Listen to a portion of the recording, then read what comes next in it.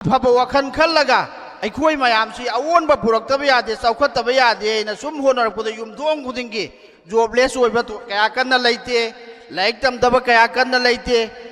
मफमसिदा अवाटप कया कन्ना उदे अदु वालिबसिंगसिसु मखा ताबदा मफुंग फानबिरकनी अमसुंग मेंसनबिगनी हाइबगी चपचाब थाजब लै अदुना संगाई उमफमदा ngasi लैरिबा एमपीएस ngasi फावरे इंस्पेक्टर मयामम लैरे इवन मणिपुर मनुंगदा आरओसी रेंजर ऑफ ऑफिसर जी मणिपुर मनुंगदा आइगी वखंदा आइना सुम खंगजबदा खंगगदी हाइबिरो संगाई उमफमदा अमखक लेरंगबनी अतोप मणिपुर मैतै पांगदा अम फावब लेरमो हाँ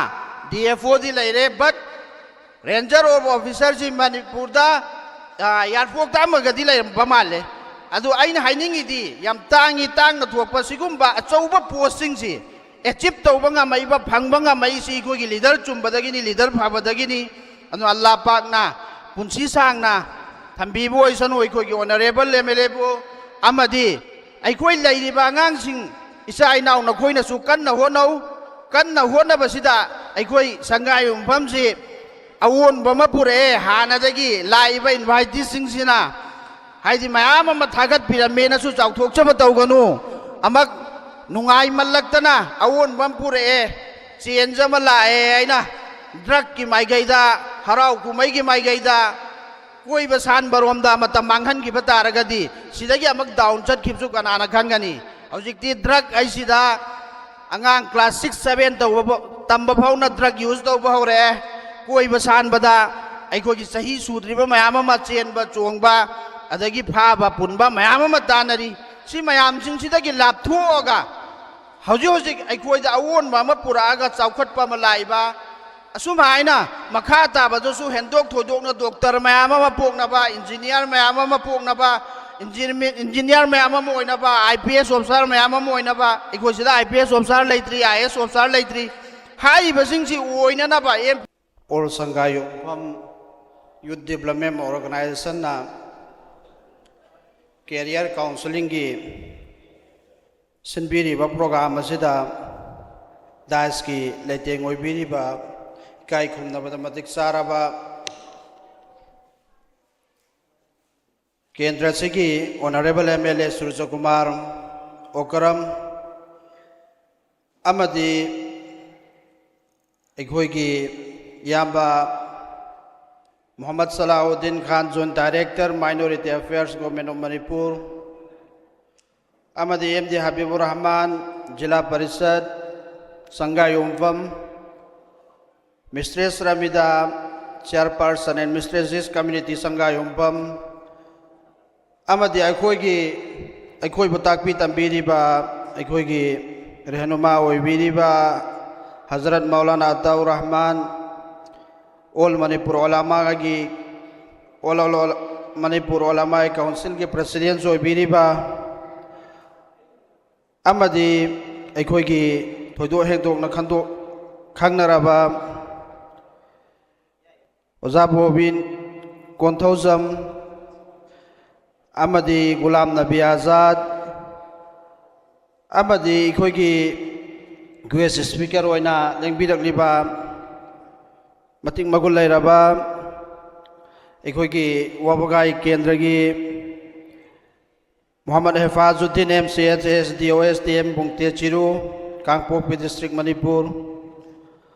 अमदी अखोई ममांगदा ममल लेबा याम वेलू लेबा वफम मयाम अमा ताकपी तंबीरंबा अखोई ओजा Khetrimayum Tony founder career counselling sign careers अमदी अखोई इनाव मणिपुर पुमना सखंगनबा मिराज हाइना खंगनबा Miraj Shah Kori lecturer TG higher secondary school अमदी नॉर्थ ईस्ट टीवी विंडो की MD सोइबीरीबा लोइनमक पोयहागना अमदी अखोई छात्र सिंह अमदी गार्जियन सिंह अमदी संगाई उमफम की यूथ सिंह अमदी ऑनलाइन की थ्रू दा यंगबीरीबा इसे सल छात्र नहारोल खुदिंगमक पोयहाग नहानबमक्तदा इकाई खुमदा वोचरी ngasi gi sigumba matik magul lairaba पाकना अखोई कम्युनिटी की नताब मफम पांथोकनदब तांगना थोकप सिगुंबा कैरियर काउंसलिंग असी माई पाकना हाना ममांगदसु पांथोखिबदा अइहाक यावजै अदुबु हारिबा संगायुमफमगी यूथ ऑर्गेनाइजेशन असिगी टीम असिगा अखोइगा मतम सांगनादगी सुम लोइनबा तिन्नजबा अमसुंग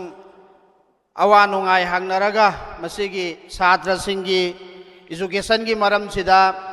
कम हाइना आंगांग मयामसी डेवलप तौगनी अखोइगी मिथोइ मिहेन कम हाइना ओइगनी हाइबसिगी मतंगदा संगायुमफम की यूथ ऑर्गेनाइजेशन की टीम मसिगा तत्तना हानदगी अफब मरी अमा सही अनि अहुमदगी अखोइगा दुम लाई अदुना ममांगदा सोइहाकपु इनवाइट तौबिरई ngasisu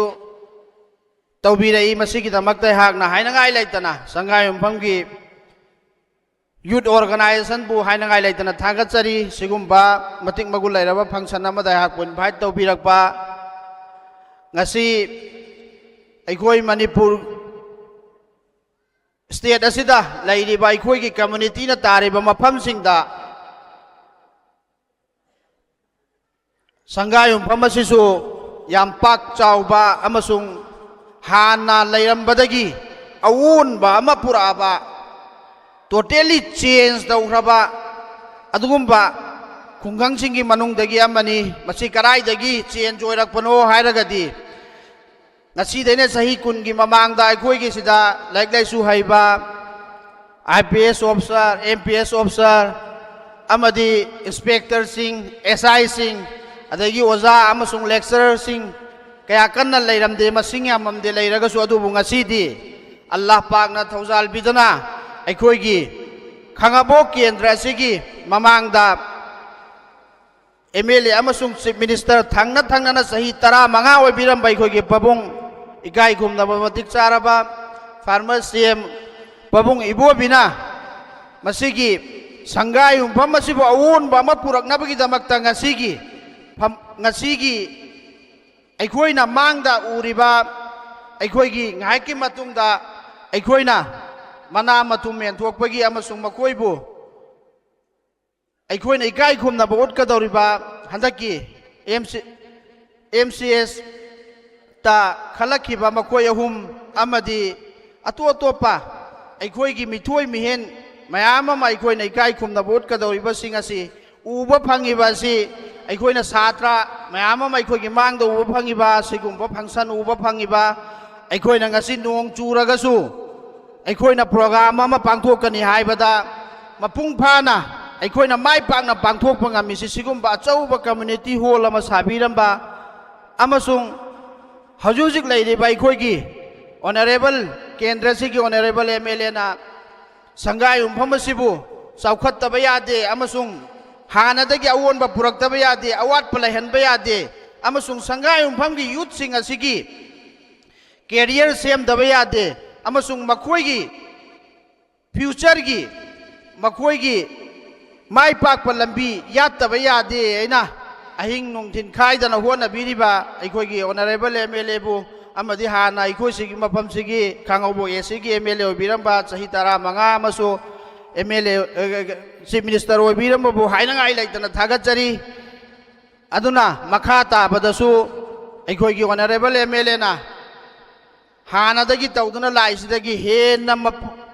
थवाई हक्सांग याउना संगायुमफम असिबु अमदि मणिपुर मसा पुंबगी अखोइगी कम्युनिटी असिबु अमदि मणिपुर मसा पुंबबु कम्युनिटी खुदिंगमकपु अवोनबा मणिपुर अमा अवोनबा खुनाय अमा चौखटपा मणिपुर अमा ओइरकनबा होनबदा चौब मतेंग लौबिरी अमसुंग मतेंग लौबिगनी हाइबगे सासु तौजै अदुबु तसेंगबदी हौगिबा चहिदा पांथोकपगुमना ngasiगी संगायुमफमगी प्रोग्राम असि मी याम यामना उदे हाना ममांगसु मयाम पनबीरमे अदुबु चाउखलकपनिना कना कनाना युमदा फमागा ऑनलाइन दा लोइना येंगनरंगबनी अदुबु लैरिबा मखैसिनासु अखोइना फम्मिबसिंगसिना मसिदगी अखोइना कानाबा लौरगा अखोइना युमदा हल्लबा मतुंगदा अमदि कैरोइ लैकाइदा अखोइना पाइरिबा मोबाइल सिंगसिगी अमदि अखोइना पाइरिबा ꯀꯝꯄ꯭ꯌꯨꯇꯔꯁꯤꯡꯁꯤꯒꯤ ꯃꯇꯦꯡ ꯂꯧꯔꯒ ꯑꯩꯈꯣꯏꯅ ꯑꯃꯅ ꯑꯃꯗ ꯁꯟꯗꯣꯛꯑꯒ ꯑꯩꯈꯣꯏꯒꯤ ꯚꯦꯂꯨꯑꯦꯕꯜ ꯁ꯭ꯄꯤꯆꯁꯤꯡꯁꯦ ꯑꯩꯈꯣꯏꯒꯤ ꯑꯣꯖꯥ ꯃꯌꯥꯝꯅ ꯉꯥꯡꯕꯤꯔꯝꯃꯤꯕ ꯗꯣꯛꯇꯔꯁꯤꯡꯅ ꯉꯥꯡꯕꯤꯔꯝꯃꯤꯕ ꯇꯥꯛꯄꯤꯔꯝꯃꯤꯕ ꯁꯤ ꯃꯌꯥꯝꯁꯤꯡꯁꯤꯗꯒꯤ ꯑꯩꯈꯣꯏꯅ ꯀꯥꯟꯅꯕ ꯂꯧꯔꯒ ꯑꯩꯈꯣꯏꯅ ꯑꯑꯣꯟꯕ ꯑꯃ ꯄꯨꯔꯛꯅꯕ ꯍꯣꯠꯅꯃꯤꯟꯅꯁꯤ ꯍꯥꯏꯕ ꯋꯥꯐꯝꯁꯦ ꯊꯝꯅꯤꯡꯉꯤ ꯇꯁꯦꯡꯕꯃꯛꯀꯤꯗꯤ ꯁꯪꯒꯥꯏ ꯌꯨꯝꯐꯝꯁꯦ ꯍꯥꯟꯅꯗꯒꯤ ꯑꯑꯣꯟꯕ ꯄꯨꯔꯛꯄ ꯈꯨꯟꯁꯤꯡꯒꯤ ꯃꯅꯨꯡꯗ ꯚꯤꯂꯦꯖꯁꯤꯡꯒꯤ ꯃꯅꯨꯡꯗ ꯃꯅꯤꯄꯨꯔꯒꯤ ꯃꯅꯨꯡꯗꯗꯤ ꯑꯩꯒꯤ ꯇꯣꯞ 1ꯗ ꯂꯩꯔꯝꯒꯅꯤ ꯍꯥꯏꯅ ꯊꯥꯖꯩ ꯃꯔꯝꯗꯤ ꯀꯔꯤꯒꯤꯅꯣ ꯍꯥꯏꯕꯗ ꯑꯩꯈꯣꯏꯅ ꯌꯥꯝ ꯑꯉꯥꯡ ꯑꯣꯏꯔꯤꯉꯩꯗ ꯆꯍꯤ ꯌꯥꯝ ꯅꯧꯔꯤꯉꯩꯗ ꯁꯪꯒꯥꯏ ꯌꯨꯝꯐꯝꯗ ꯂꯥꯛꯄ ꯃꯇꯝꯗ ꯁꯪꯒꯥꯏ ꯌꯨꯝꯐꯝꯁꯤ ꯖꯪꯒꯜꯒꯨꯝ ꯑꯣꯏꯔꯝꯃꯦ ꯑꯩꯈꯣꯏꯒꯤ ꯁꯤꯁꯤꯗꯒꯤ ꯇꯦꯟꯊꯥꯒꯤ ꯍꯦꯛ ꯃꯅꯤꯡꯗꯅ ꯑꯩꯈꯣꯏꯒꯤ ꯈꯦꯂꯥꯈꯣꯡ ꯂꯩꯔꯦ ꯋꯥꯋꯥꯏ ꯀꯦꯟꯗ꯭ꯔꯒꯤ ꯑꯗꯨꯗ ꯑꯩꯈꯣꯏꯒꯤ ꯇꯦꯟꯊꯥꯒꯤ ꯁꯤꯗ ꯏꯀꯣꯞ ꯄꯥꯠ ꯂꯩꯔꯤꯁꯤ ꯏꯀꯣꯞ ꯄꯥꯠꯀꯨꯝꯅ ꯁꯪꯒꯥꯏ ꯌꯨꯝꯐꯝꯁꯤꯁꯨ ꯖꯪꯒꯜ ꯑꯣꯏꯅ ꯎꯔꯝꯃꯦ ꯆꯍꯤ 10ꯒꯤ ꯃꯃꯥꯡꯗ ꯑꯗꯨꯕꯨ ꯑꯜꯂꯥꯍ ꯄꯥꯛꯅ ꯊꯧꯖꯥꯟꯕꯤꯗꯅ ꯑꯜꯂꯥꯍ ꯄꯥꯛꯅ ꯑꯩꯈꯣꯏꯒꯤ ꯈꯥꯡꯉꯕꯣꯛ ꯑꯦꯁꯤꯒꯤ ꯂꯤꯗꯔ ꯑꯁꯤ ꯑꯐꯕ ꯂꯤꯗꯔ ꯑꯃ ꯑꯜꯂꯥꯍꯅ ꯁꯦꯝꯕꯤꯔꯛꯇꯅ ꯃꯍꯥꯛꯀꯤ ꯊꯃꯣꯏꯗ ꯑꯐꯕ ꯋꯥꯈꯜ ꯈꯜꯂꯒ ꯑꯩꯈꯣꯏ ꯃꯌꯥꯝꯁꯤ ꯑꯑꯣꯟꯕ ꯄꯨꯔꯛꯇꯕ ꯌꯥꯗꯦ ꯆꯥꯎꯈꯠꯇꯕ ꯌꯥꯗꯦ ꯍꯥꯏꯅ ꯁꯨꯝ ꯍꯣꯠꯅꯔꯛꯄꯗ ꯌꯨꯝꯊꯣꯡ ꯈꯨꯗꯤꯡꯒꯤ ꯖꯣꯕꯂꯦꯁ ꯑꯣꯏꯕ ꯀꯌా ꯀꯟꯅ ꯂꯩꯇꯦ ꯂꯥꯏꯔꯤꯛ ꯇꯝꯗꯕ ꯀꯌా ꯀꯟꯅ ꯂꯩꯇꯦ ꯃꯐꯝꯁꯤꯗ ꯑꯋꯥꯠꯄ ꯀꯌꯥ ꯀꯟꯅ ꯎꯗꯦ ꯑꯗꯨ ꯋꯥꯠꯂꯤꯕꯁꯤꯡꯁꯤꯁꯨ ꯃꯈꯥ ꯇꯥꯕꯗ ꯃꯄꯨꯡ ꯐꯥꯍꯟꯕꯤꯔꯛꯀꯅꯤ ꯑꯃꯁꯨꯡ ꯃꯦꯟꯁꯤꯟꯕꯤꯒꯅꯤ ꯍꯥꯏꯕꯒꯤ ꯆꯞ ꯆꯥꯕ ꯊꯥꯖꯕ ꯂꯩ ꯑꯗꯨꯅ ꯁꯪꯒꯥꯏ ꯌꯨꯝꯐꯝꯗ ꯉꯁꯤ ꯂꯩꯔꯤꯕ MPS ꯉꯁꯤ ꯐꯥꯎꯔꯦ ꯏꯟꯁꯄꯦꯛꯇꯔ ꯃꯌꯥꯝ ꯑꯃ ꯂꯩꯔꯦ ꯏꯚꯟ ꯃꯅꯤꯄꯨꯔ ꯃꯅꯨꯡꯗ ROꯁꯤ ꯔꯦꯟꯖꯔ ꯑꯣꯐ ꯑꯣꯐꯤꯁꯥꯔꯁꯤ ꯃꯅꯤꯄꯨꯔ ꯃꯅꯨꯡꯗ ꯑꯩꯒꯤ ꯋꯥꯈꯜꯗ ꯑꯩꯅ ꯁꯨꯝ ꯈꯪꯖꯕꯗ ꯈꯪꯉꯒꯗꯤ ꯍꯥꯏꯕꯤꯔꯛꯑꯣ ꯁꯪꯒꯥꯏ ꯌꯨꯝꯐꯝꯗ ꯑꯃꯈꯛ ꯂꯩꯔꯝꯒꯅꯤ ꯑꯇꯣꯞꯄ ꯃꯅꯤꯄꯨꯔ ꯃꯩꯇꯩ ꯄꯥꯡꯒꯟꯗ ꯑꯃ ꯐꯥꯎꯕ ꯂꯩꯔꯝꯃꯣ DFOꯗꯤ ꯂꯩꯔꯦ ꯕꯠ ꯔꯦꯟꯖꯔ ꯑꯣꯐ ꯑꯣꯐꯤꯁꯥꯔꯁꯤ ꯃꯅꯤꯄꯨꯔꯗ ꯏꯌꯥꯔꯄꯣꯔꯠꯇ ꯑꯃꯒꯗꯤ ꯂꯩꯔꯝꯕ ꯃꯥꯜꯂꯦ ꯑꯗꯨ ꯑꯩꯅ ꯍꯥꯏꯅꯤꯡꯉꯤꯗꯤ ꯌꯥꯝ ꯇꯥꯡꯅ ꯊꯣꯛꯄ ꯁꯤꯒꯨꯝꯕ ꯑꯆꯧꯕ ꯄꯣꯁꯁꯤꯡꯁꯤ ꯑꯦꯆꯤꯞ ꯇꯧꯕ ꯉꯝꯃꯛꯏꯕ ꯐꯪꯕ ꯉꯝꯃꯛꯏꯁꯤ ꯑꯩꯈꯣꯏꯒꯤ ꯂꯤꯗꯔ ꯆꯨꯝꯕꯗꯒꯤꯅꯤ ꯂꯤꯗꯔ ꯐꯕꯗꯒꯤꯅꯤ ꯑꯗꯨꯅ ꯑꯜꯂꯥꯍ ꯄꯥꯛꯅ ꯄꯨꯟꯁꯤ ꯁꯥꯡꯅ ꯊꯝꯕꯤꯕ ꯑꯣꯏꯁꯅꯨ ꯑꯩꯈꯣꯏꯒꯤ ꯑꯣꯅꯔꯦꯕꯜ MLAꯕꯨ ꯑꯃꯗꯤ ꯑꯩꯈꯣꯏ ꯂꯩꯔꯤꯕ ꯑꯉꯥꯡꯁꯤꯡ ꯏꯆꯥ ꯏꯅꯥꯎ ꯅꯈꯣꯏꯅꯁꯨ ꯀꯟꯅ ꯍꯣꯠꯅꯕꯁꯤꯗ ꯑꯩꯈꯣꯏ ꯁꯪꯒꯥꯏ ꯌꯨꯝꯐꯝꯁꯤ ꯑꯑꯣꯟꯕ ꯑꯃ ꯄꯨꯔꯛꯑꯦ ꯍꯥꯟꯅꯗꯒꯤ ꯂꯥꯛꯏꯕ ꯏꯟꯚꯥꯏꯇꯤꯁꯤꯡꯁꯤꯅ ꯍꯥꯏꯗꯤ ꯃꯌꯥꯝ ꯑꯃ ꯊꯥꯒꯠꯄꯤꯔꯝꯃꯦꯅꯁꯨ ꯆꯥꯎꯊꯣꯛꯆꯕ ꯇꯧꯒꯅꯨ ꯑꯃꯛ ꯅꯨꯡꯉꯥꯏꯃꯜꯂꯛꯇꯅ ꯑꯑꯣꯟꯕ ꯑꯃ ꯄꯨꯔꯛꯑꯦ ꯆꯦꯟꯖ ꯑꯃ ꯂꯥꯛꯑꯦ ꯑꯩꯅ ꯗ꯭ꯔꯒꯀꯤ ꯃꯥꯏꯀꯩꯗ ꯍꯔꯥꯎ ꯀꯨꯝꯍꯩꯒꯤ ꯃꯥꯏꯀꯩꯗ ꯀꯣꯏꯕ ꯁꯥꯟꯕꯔꯣꯝꯗ ꯃꯇꯝ ꯃꯥꯡꯍꯟꯈꯤꯕ ꯇꯥꯔꯒꯗꯤ ꯁꯤꯗꯒꯤ ꯑꯃꯨꯛ ꯗꯥꯎꯟ ꯆꯠꯈꯤꯕꯁꯨ ꯀꯅꯥꯅ ꯈꯪꯒꯅꯤ ꯍꯧꯖꯤꯛꯇꯤ ꯗ꯭ꯔꯒ ꯍꯥꯏꯁꯤꯗ ꯑꯉꯥꯡ ꯀ꯭ꯂꯥꯁ 6, 7 ꯇꯝꯕ ꯐꯥꯎꯅ ꯗ꯭ꯔꯒ ꯌꯨꯁ ꯇꯧꯕ ꯍꯧꯔꯛꯑꯦ ꯀꯣꯏꯕ ꯁꯥꯟꯕꯗ ꯑꯩꯈꯣꯏꯒꯤ ꯆꯍꯤ ꯁꯨꯗ꯭ꯔꯤꯕ ꯃꯌꯥꯝ ꯑꯃ ꯆꯦꯟꯕ ꯆꯣꯡꯕ ꯑꯗꯒꯤ ꯐꯥꯕ ꯄꯨꯟꯕ ꯃꯌꯥꯝ ꯑꯃ ꯇꯥꯟꯅꯔꯤ ꯁꯤ ꯃꯌꯥꯝꯁꯤꯡꯁꯤꯗꯒꯤ ꯂꯥꯞꯊꯣꯛꯑꯒ ꯍꯧꯖꯤꯛ ꯑꯩꯈꯣꯏꯗ ꯑꯑꯣꯟꯕ ꯑꯃ ꯄꯨꯔꯛꯑꯒ ꯆꯥꯎꯈꯠꯄ ꯑꯃ ꯂꯥꯛꯏꯕ ꯑꯁꯨꯝ ꯍꯥꯏꯅ ꯃꯈꯥ ꯇꯥꯕꯗꯁꯨ ꯍꯦꯟꯗꯣꯛ ꯊꯣꯏꯗꯣꯛꯅ ꯗꯣꯛꯇꯔ ꯃꯌꯥꯝ ꯑꯃ ꯄꯣꯛꯅꯕ ꯏꯟꯖꯤꯅꯤꯌꯥꯔ ꯃꯌꯥꯝ ꯑꯃ ꯄꯣꯛꯅꯕ ꯏꯟꯖꯤꯅꯤꯌꯥꯔ ꯃꯌꯥꯝ ꯑꯃ ꯑꯣꯏꯅꯕ IPS ꯑꯣꯐꯤꯁꯥꯔ ꯃꯌꯥꯝ ꯑꯃ ꯑꯣꯏꯅꯕ ꯑꯩꯈꯣꯏ ꯁꯤꯗ IPS ꯑꯣꯐꯤꯁꯥꯔ ꯂꯩꯇ꯭ꯔꯤ IAS ꯑꯣꯐꯤꯁꯥꯔ ꯂꯩꯇ꯭ꯔꯤ ꯍꯥꯏꯔꯤꯕꯁꯤꯡꯁꯤ ꯑꯣꯏꯅꯅꯕ MPS ꯑꯣꯐꯤꯁꯥꯔ ꯃꯁꯤꯡ ꯌꯥꯝꯅꯅꯕ ꯑꯐꯥꯎꯕ ꯁ꯭ꯇꯦꯠꯀꯤ ꯑꯣꯏꯅ ꯅꯦꯁꯅꯦꯜꯒꯤ ꯑꯣꯏꯅ ꯏꯟꯇꯔꯅꯦꯁꯅꯦꯜ ꯂꯦꯚꯦꯜꯗ ꯁꯛ ꯇꯥꯛꯅꯅꯕꯒꯤꯗꯃꯛꯇ ꯑꯩꯈꯣꯏ ꯈꯨꯗꯤꯡꯃꯛ ꯏꯟꯁꯥꯑꯜꯂꯥꯍꯨ ꯇꯥꯂꯥ ꯔꯦꯗꯤ ꯇꯧꯃꯤꯟꯅꯁꯤ ꯁꯤꯒꯨꯝꯕ ꯀꯦꯔꯤꯌꯔ ꯀꯥꯎꯟꯁꯤꯂꯤꯡꯁꯤꯡ ꯅꯣꯡꯃ ꯅꯤꯅꯤ ꯈꯛ ꯇꯧꯔꯒ ꯇꯣꯛꯄ ꯅꯠꯇꯅ ꯂꯩꯔꯤꯕ ꯑꯩꯈꯣꯏꯒꯤ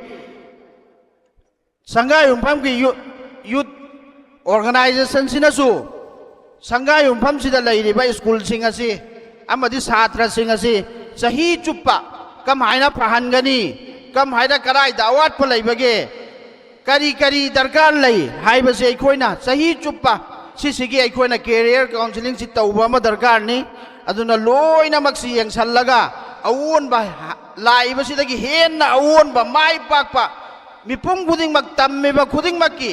ꯁ꯭ꯇꯨꯗꯦꯟ ꯈꯨꯗꯤꯡꯃꯛꯀꯤ ꯖꯣꯕ ꯐꯪꯅꯕ ꯑꯃꯁꯨꯡ ꯁ꯭ꯇꯨꯗꯦꯟ ꯈꯨꯗꯤꯡꯃꯛ ꯃꯁꯥꯅ ꯇꯝꯃꯤꯕꯗꯨꯒꯤ ꯃꯍꯩ ꯆꯥꯅꯕ ꯑꯃꯁꯨꯡ ꯃꯈꯣꯏꯅ ꯁꯃꯥꯖ ꯑꯁꯤꯗ ꯑꯑꯣꯟꯕ ꯑꯃ ꯄꯨꯔꯛꯑꯒ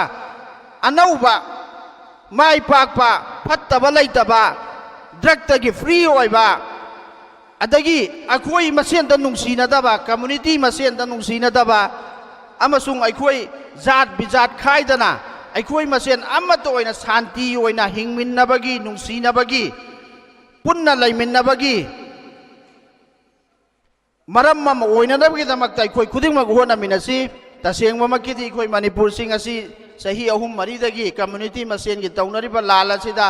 लोइनमक चैथेंग फंगनबा ngang अखोइना लापाक्ता दुआ तौसी अखोइना निंगजबा मपुदा अखोइना दुआ तौजरगा अखोइ मसेन सु नुंगसिननबा अमसुंग शांति लैबा लैबाग अमा शांति लैबा अखोइगी खुंगंग अमा अखोइ मसेन अमतो ओइबा कम्युनिटी मसेन अमतो ओइना नुंगसिनना हानगी नुंगसिनरंबा शांति लैरंबा मणिपुर हाना ममांग चही 15 अखोइगी फार्मर सीएम ओइबिरंबा मतमदा सासोन तौबिरंबा लैंगाक पिरंबा अदुम हाइना हंदकी लाकदोरबा 2027 की इलेक्शन असिदसु अखोइगी कांग्रेस पार्टी ना अखोइगी पबुंग इबो बिबो अमुक्तंग रूलिंग तौरगा मणिपुर असि शांति लैबा पुरक्ननबगिदमक्ता अमसुंग हानगी मणिपुर शांति लैबा मणिपुर दु हंजलंगनबगिदमक्ता अखोइ कुनमक दुआ तौमिनसि अदुदुगा छात्र मयामसु अखोइना मथंग सिगुम्बा प्रोग्राम अमा तौबा मतमदा अखोइगी क्लब ऑर्गेनाइजेशन मयाम सिंसिनसु अहल लमन गार्जियन मयाम सिनसु मपुंग फाना पांगथोंगनबगिदमक्ता अखोइ वखन थमिनसि नत्तबा तारगदि अखोइना हाजि नोंगमगी ममी सामजलकनी खरा चौखलमे खरा अवोनबा पुरामे खरा फजरामे अना हराउनरंबा नुंगाइनरंबा वरी लीनरंबा मयामदो अदुगी ओना तैनबदा मुगलीना खिनी अल्लाह पाकना हेना ngasiगी अखोइगी यूथ ऑर्गेनाइजेशन न सिनबीदना तौबिरिबासिगी जरियादगी मणिपुर मसा पुंबदा शांति पुरक्पो ओइरसनु अमसुंग ऑल संगाय उमफमगी यूथ मखैबु जॉबलेस ओइदबा मिथोय मिहेंदा मिकोक मिहेन ताबा अमसुंग नुंगाइना एक दरकार लैबा तमिबा मखैसि मपुंग फाबा मखोगी दरकार लैबा मखैदु अल्लाह की माइकैदगी अमदि अल्लाह की मखादा अखोगी केंद्र सिगी ऑनरेबल एमएलए की थ्रूदगी एक दरकार लैबा मखैसि मपुंग फाना फंगहनबिरसनु अमसुंग अखोइ खुदिंगमक मपुंग फानाबा अमसुंग नुंसिननाबा शांति लैननाबा होनामिनरसि हाइबा वफम असि थमगा वाइंगासिगी वांगांग बोलोसन